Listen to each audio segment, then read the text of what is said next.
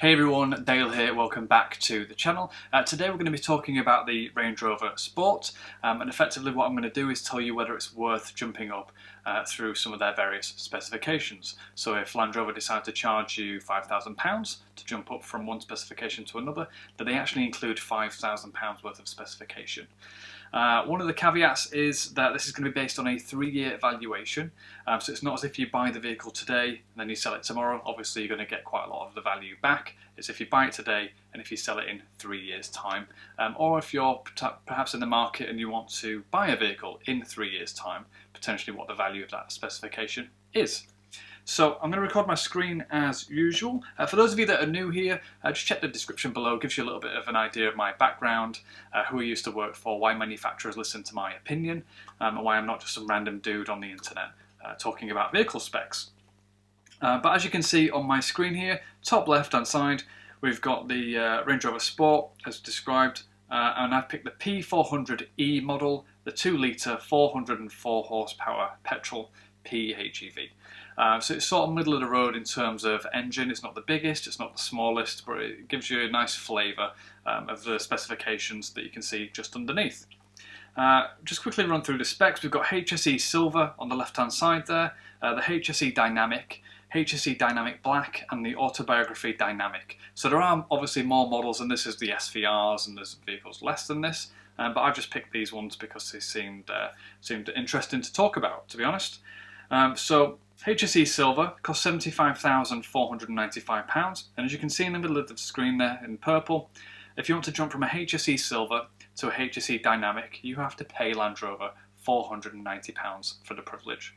If you want to go from the Dynamic to the Dynamic Black, you have to pay £3,560. And if you want to go from the Dynamic Black to the Autobiography Dynamic, you have to pay an additional £7,130. But let's just see if it actually includes a specification based on the price that they're asking.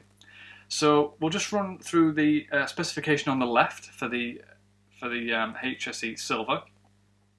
We've got matrix LED headlights with signature DRLs, front fog lights, fixed panoramic roof, privacy glass, 21-inch alloys, Windsor leather 16-way heated memory front seats with heated rear seats, Morzine headlining, grand black veneer, front centre console cooler compartment, heated steering wheel, touch Pro Duo and Meridian sound system, and a rear camera. And there's numbers and writing all over the page here, and I'll just explain that. So basically the numbers are my 3-year valuation, you can see in red and green, and then things that are underlined just sort of highlight things to me where I'm just going to discuss it with you so that you know that what I'm talking about effectively.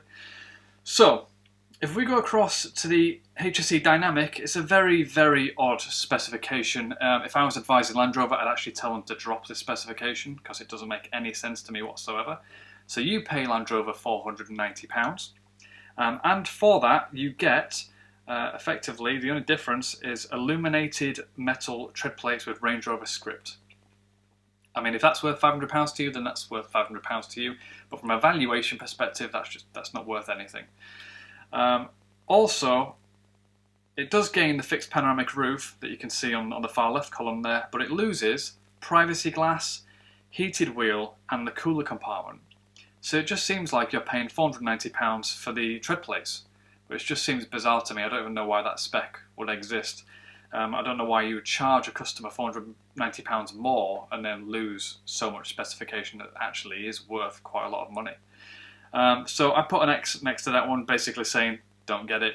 If you're going to get any of these sort of base level Range Rover Sports, if you can consider them base levels, I would just stick with the Silver model. Just ignore the Dynamic completely, it's just not worth it.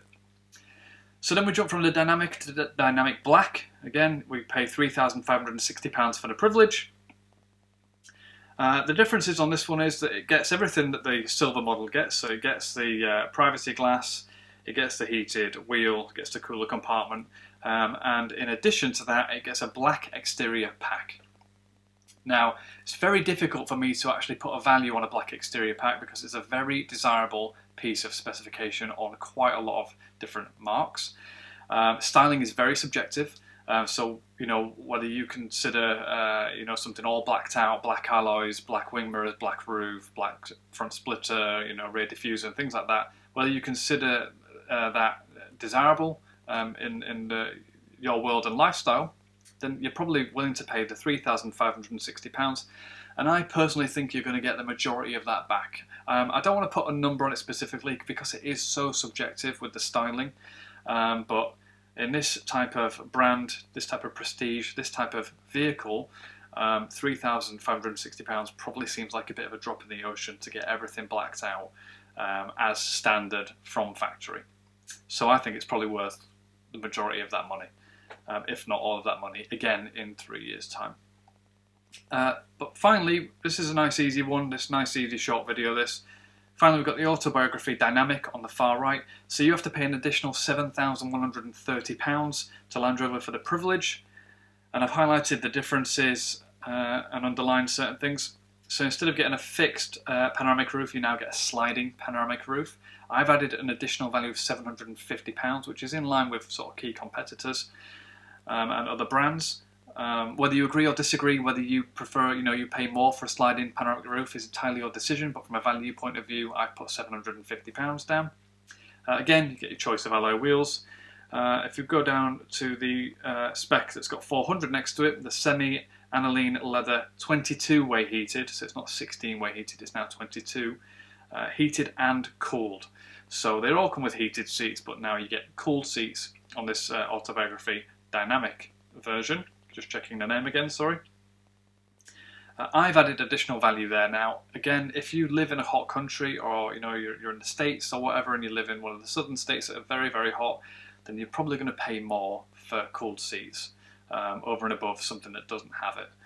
So I've sort of gone in the middle here. I've gone £400. I think it is a piece of desirable specification, but I'm not going to add thousands and thousands on based on that and based on where it's sold geographically. So then we drop down to the suede cloth headlining. I've highlighted that it's different, but you're not going to get anything for headlining in terms of evaluation.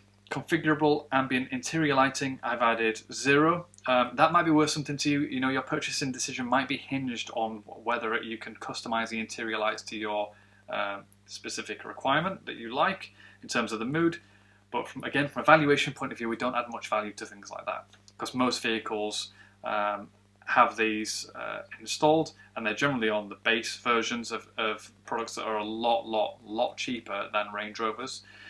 So I haven't added any additional value. This should really be on the base version. Heated leather steering wheel. So the difference now is it's not just heated, which is like it is on all of these products. It's actually leather. Again, at this level of vehicle, leather should be on the base vehicle, not on the highest possible specification. But I have recognised it in terms of evaluation, and I put £300 down. All the rest of the spec is the same, so Touch Pro Duo, rear camera. But in addition, this one gets a park and drive pack. I had a look online to see what it was. It's things like adaptive cruise, 360 parking aid, blind spot assist, traffic sign recognition, driver condition monitor. So with safety equipment, we don't add additional value. Basically how it works is we add value for things like adaptive cruise, obviously 360 parking aid, all that stuff is fantastic. But for a manufacturer to charge you extra money to keep you safe, effectively, they're charging you this money, is unacceptable from a valuation perspective. We would expect this sort of stuff on the base versions. So customers shouldn't have to pay for safety. They shouldn't have to pay to have a system tell them if a car is in their blind spot. For insurance reasons and obviously safety reasons, and you shouldn't have to jump up 4 specification levels to do that. So we would advise, or I would personally advise Land Rover and say, I think you need blind spot monitoring in the base versions. It's not going to add any additional value, but from a brand perspective and how people perceive your brand, you should probably put it on the base version and make people feel safe, not that they have to pay to feel safe. Traffic sign recognition, again, not much value there because it should be on the base version of the vehicle. Again, you see this on other vehicles that are a lot cheaper. And again, a driver condition monitor, a system that tells you whether you're sleepy or drowsy or whether you should turn off and have a rest. That sort of stuff, again, should be on the base version. I shouldn't have to pay an extra £7,000 for a system. I shouldn't be driving anyway if I'm feeling sleepy, but if there is a system that they're offering and they're going to tell me, you know, to be safe, to get some rest, I don't have to pay £7,000 for that. So we wouldn't add any additional value for it. So that's it for this one. It's super quick. I hope you found it helpful. Obviously, if you did, give it a like. And if you want to see more videos like this, I'm going to do the entire Land Rover Range Rover range. Please subscribe. But I'll see you guys in the next one. Cheers.